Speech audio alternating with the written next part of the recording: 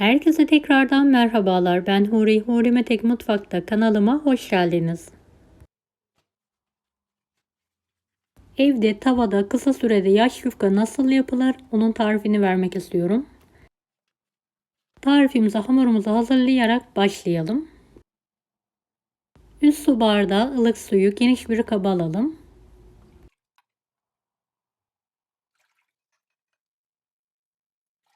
Yarım çay bardağı süt, 1 çay bardağı sıvı yağ, 2 tatlı kaşığı tuz,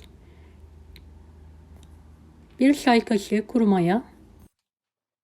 Unu azar azar ekleyerek yumuşak, ele yapışmayan bir hamur hazırlayalım. Unun miktarı kalitesine göre değişiklik gösterebilir. Kontrollü bir şekilde ekleyelim. Toplamda 8,5 su bardağına yakın un kullandım. Hamuru toparladıktan sonra tezgah üzerine alıyorum ve yoğurmaya devam ediyorum. Evet, yoğurduğumuz hamuru ceviz büyüklüğünden biraz büyük olacak şekilde bezelere keselim.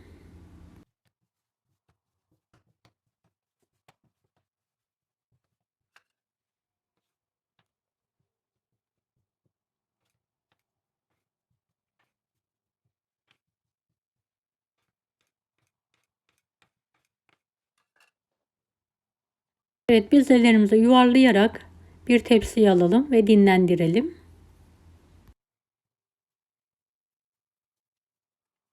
Evet, yaklaşık 29-30 adet beze çıkıyor.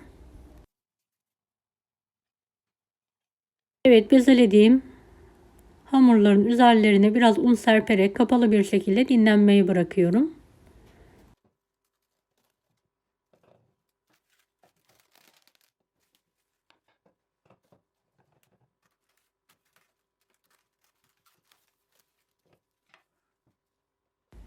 Bezelerimizi biraz un ile 32 santime yakın açalım.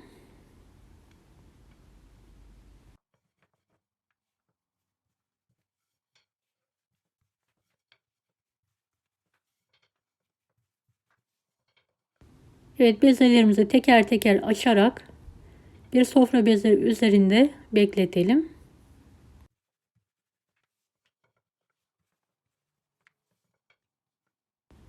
Videomu izlerken buraya kadar geldiyseniz yorum kısmına herhangi bir emoji bırakırsanız bana destek olmak için sevinirim.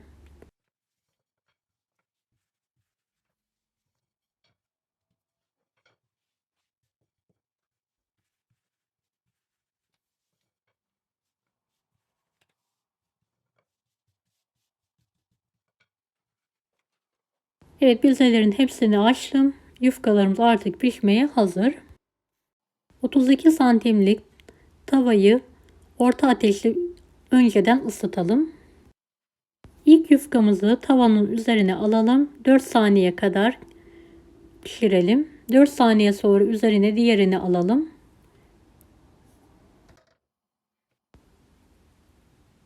Ve ters çevirelim.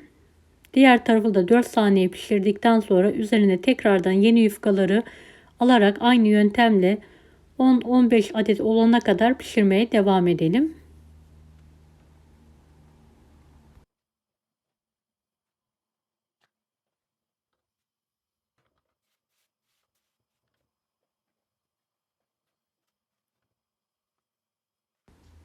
Evet, yufkaları açarken aynı boyutta açmaya dikkat edelim. Ben bazılarını büyük açmışım.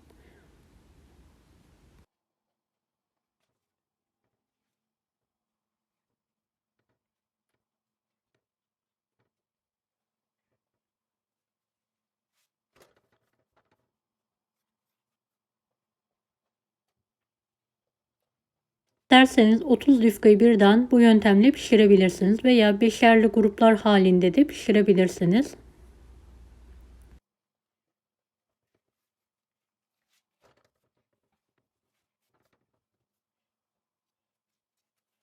Evet, yufkaları sıcakken hemen ayıralım.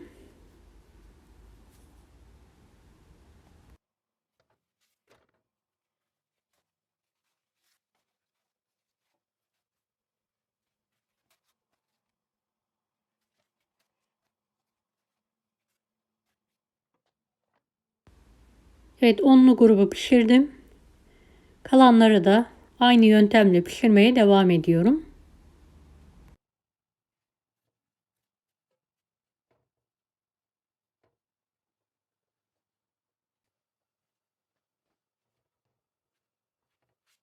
Pişirdiğimiz yufkaları soğuduktan sonra katlayarak buzdolabı poşetlerine alarak buzlukta saklayabilirsiniz. İhtiyaç zamanı buzluktan çıkartarak dilediğiniz böreği hazırlayabilirsiniz. Veya tepsilerde böreklik hazırlayarak buzlukta saklayabilirsiniz.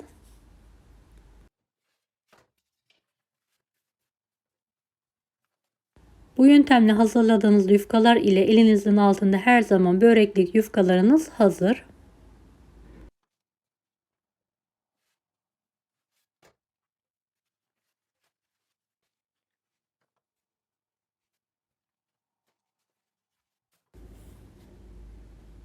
Evet, pişirdiğim yufkaları sıcakken hızlı bir şekilde ayırıyorum.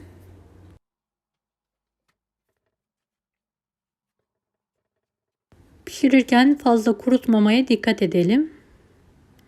En alttakini fazla kuruttuğum için gördüğünüz gibi yırtılma oldu.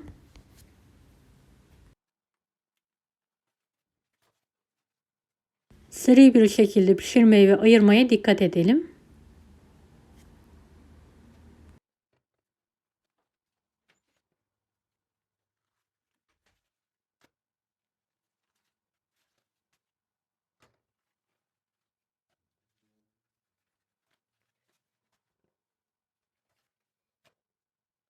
Evet, mis gibi böreklik yufkalarımız hazır.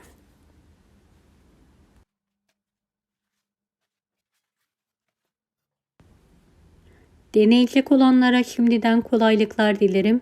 Kanalıma ücretsiz abone olmayı unutmayın. Bir dahaki videolarda görüşmek üzere. Allah'a emanet olun. Hoşça kalın.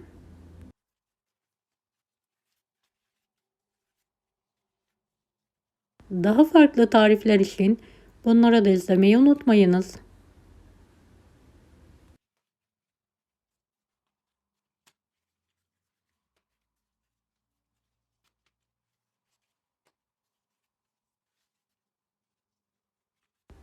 Kolay gelsin herkese.